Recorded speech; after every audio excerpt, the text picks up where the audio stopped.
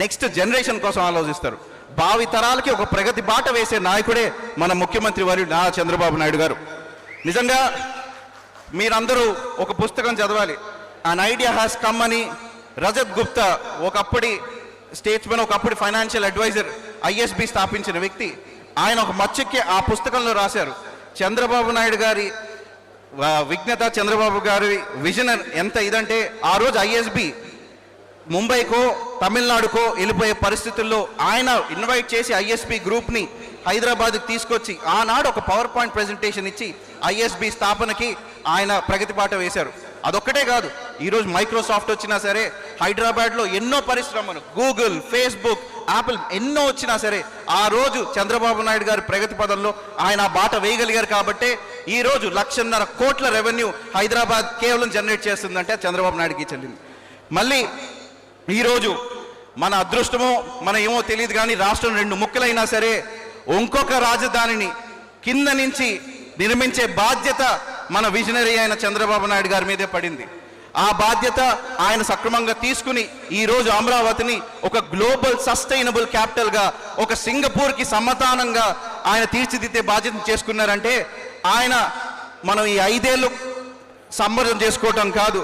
మొన్న పవన్ కళ్యాణ్ గారు కూడా అసెంబ్లీలో చెప్పినట్టు మరో 2 పర్యాయాలు, మరో 3 పర్యాయాలు అంటే 10-15 ఏళ్ళు చంద్రబాబు నాయుడు గారే మన ముఖ్యమంత్రిగా ఉండాలి, ఆయనే మనకి అభివృద్ధి పదాన్ని, అభివృద్ధి ఫలాన్ని అందించాలి అని మళ్ళీ మనం చెప్పుకోవాలి. సో ఇది మనకి మొదటి సంవత్సరంలో ఉన్న జయకేతన మహానాడే కాదు, ఇది మనకు ఆల్రెడీ ప్లే ఆఫ్స్, మనకు ఫైనల్ స్టార్ట్ అయినాయి. మనం నిజంగా వచ్చే 2 పర్యాయాలు 3 పర్యాయాలు తెలుగుదేశం పార్టీని ఎలా అధికారంలోకి తీసుకురావాలని అని ఇప్పటి నుంచే కష్టపడాలి.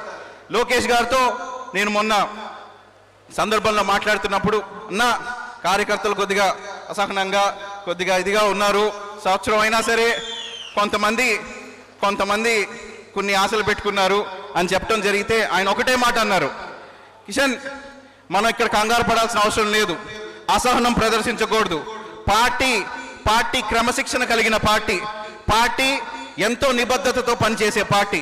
ఇలాంటి పార్టీని ఎన్ని తిట్టులు తిట్టినా, ఎన్ని వ్యంగ్యాస్త్రాలు వేసినా, ఎన్ని చివాట్లు పెట్టినా సరే చట్టం తన పని తాను చేసుకుపోతుంది. కానీ మనం తొందరపడక్కర్లేదు.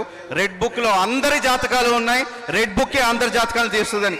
నిజంగా దానికి ఉదాహరణ మన దురదృష్టం ఏమో తెలియదు కానీ మచిలీపట్నం పార్లమెంట్ పరిధిలోనే ఒక 4 నియోజకవర్గాల్లో చాలా శాసనసభ్యులు, మాజీ శాసనసభ్యులు అవాకులు చివాకులు పేరి వాళ్ళు అనరాని మాటలని మన సారథి చంద్రబాబు నాయుడు గారు కన్నీళ్లు పెట్టుకునేటట్టు చేశారు. నిజంగా వాళ్ళ అందరినీ ప్రజలే బుద్ధి చెప్పారు. ఈ మాటలు, లోకేష్ అన్న మాటలు నిజంగా ఒక్కొక్క నియోజకవర్గం చూస్తే మచిలీపట్నం 50,000, పామరు 35,000, పెడన 35,000, గుడివాడ 50,000, గన్నవరం 40,000 ఇలాంటి మెజారిటీలు ఇచ్చి ప్రజలే వాళ్ళకు బుద్ధి చెప్పారు. ఇప్పుడు చట్టం తన పని తను చేసుకుపోతూ ఒక్కొక్కళ్ళు ఎలాంటి బాధలు అనుభవిస్తున్నారో వాళ్ళ నోటి వల్ల వాళ్ళే అనుభవిస్తున్నారు. కాబట్టి మనం తొందరపడాల్సిన అవసరం లేదు, మనం అసహనం వ్యక్తం చేయాల్సిన అవసరం లేదు.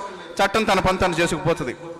అలాగే మనం ఇక్కడ తీర్మానం చేసుకున్న మొట్టమొదటి ముఖ్య అంశం మచిలీపట్నం పోర్టు. మచిలీపట్నం పోర్టు దశాబ్దాల కళ. మనం నిజంగా మచిలీపట్నం పోర్టు సాకారం అయితే ఆంధ్రప్రదేశ్కి తెలంగాణకి అతి nearest port is Machilipatnam port. 300 కిలోమీటర్లు, కేవలం 6 లేన్లు మనకి రహదారి ఆల్రెడీ కొనకల నారాయణ గారి చొరవతో ఆ రోజు ఆయన ఎంపీ కింద ఉన్నప్పుడు నిర్మించబడింది, వచ్చింది.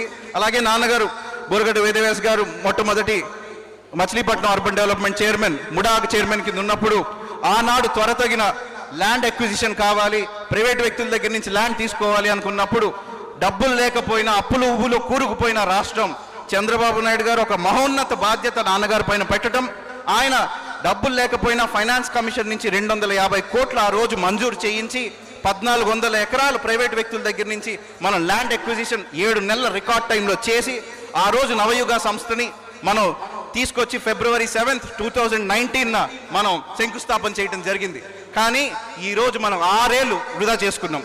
వైసీపీ ప్రభుత్వం అక్కస్సుతో, రివెంజ్తో ఆ నవయుగ సంస్థని కులదొల్లి 4 ఏళ్ళు ఏ సంస్థకి ఇవ్వకుండా ఏదో మచ్చుతునకి లాస్ట్ సంవత్సరం మెగా ఇంజనీరింగ్కి ఇచ్చి చేయమన్నారు. ఎందుకంటే అందరూ ఇక్కడ తెలుసుకోవాలి, ముఖ్యంగా యువకులు, మచిలీపట్నం పోర్ట్ ఇలాంటి పోర్ట్ కాదు.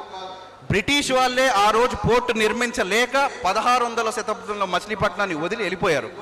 మచిలీపట్నంలో ప్రాబ్లం ఏంటంటే కింద బంక మట్టి ఉంటుంది, దాన్ని సాఫ్ట్ క్లే సాయిల్ అంటారు. దానివల్ల మనం డ్రెడ్జింగ్ చేయాల్సిన అవసరం ఉంటుంది. కొన్ని కిలోమీటర్లు లోపల డ్రెడ్జింగ్ చేసి అధునాతన పద్ధతులు ఆర్సీసీ ఫైల్స్, ఇంటర్లాకింగ్ రేకర్ షీట్స్ ఇవన్నీ వేసి మనం మచిలీపట్నం పోర్టు ఒక డీప్ సీ వాటర్ పోర్ట్ కింద నిర్మించాల్సిన బాధ్యత ఎంతైనా ఉంది. దీనికి అడ్వాన్స్ టెక్నిక్స్ నిజంగా చంద్రబాబు నాయుడు గారు ఆ రోజు శ్రీలంక, న్యూజిలాండ్ ఇలాంటి కంట్రీస్లో వెళ్ళి హైడ్రాలిక్ న్యూమరస్ మోడలింగ్ ద్వారా మనం సైక్లోన్లు తెచ్చుకున్నా సరే, తుఫాన్లు వచ్చినా సరే మనం దీన్ని తట్టుకోవాలి అని చెప్పి ఈ పోర్టుని ఆ రోజున శంకుస్థాపన చేసి సంకల్పించి చంద్రబాబు నాయుడు గారు చేయడం జరిగింది.